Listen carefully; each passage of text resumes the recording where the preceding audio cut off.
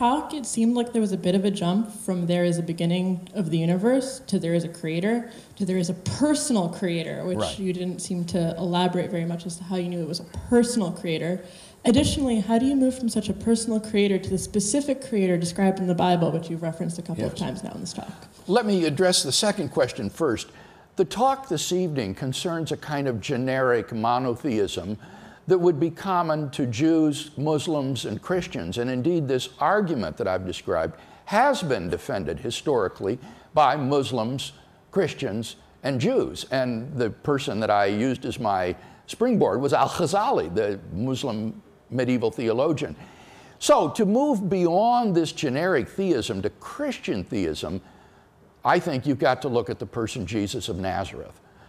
Jesus of Nazareth is the most influential human being in history. Our whole system of dating dates from this man's birth, AD, BC. And anybody who is an, I think, intelligent and educated person needs to have some understanding of Jesus of Nazareth and who they think he is and what they think of his claims. And so I would argue that when you look at the claims of Jesus of Nazareth and the historical credibility of God's raising him from the dead, that will move us beyond monotheism to a Christian monotheism. Now let me go back to the first question about why the cause is personal. In my published work, I give 3 arguments for the personhood of this cause. The one that I share tonight is one from Al-Ghazali. It is an earmark of medieval Islamic theology. And the argument goes like this. If the cause of the universe is a mechanically operating, impersonal set of necessary and sufficient conditions, then once the sufficient conditions are there, the effect has to be there. If the effect isn't there, then the conditions aren't truly sufficient. But once the necessary and sufficient conditions are there, the effect should be there as well. So if there has been this eternal, timeless, permanent cause of the universe, which the argument drives you back to, why isn't the universe permanent? Why hasn't it always existed? Why did it only begin to exist around 14 billion years ago? And the way these medieval Muslim theologians answered this was through what they called the principle of determination. That is to say, it is a function of free will to distinguish like from like.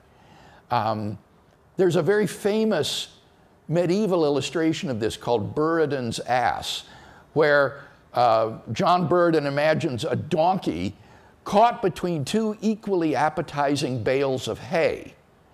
And he starves to death because he doesn't have the freedom to arbitrarily choose one of the bales of hay. Well, now, in Al-Ghazali's writing, he has his own sort of illustration. Ghazali imagines a man with 2 equally appetizing dates, the kind you eat, I mean. 2 equally appetizing dates.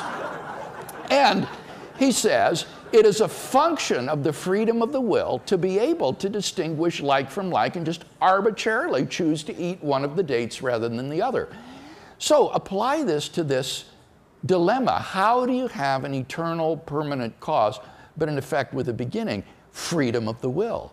Free will can simply produce a spontaneous new effect without any prior determining conditions.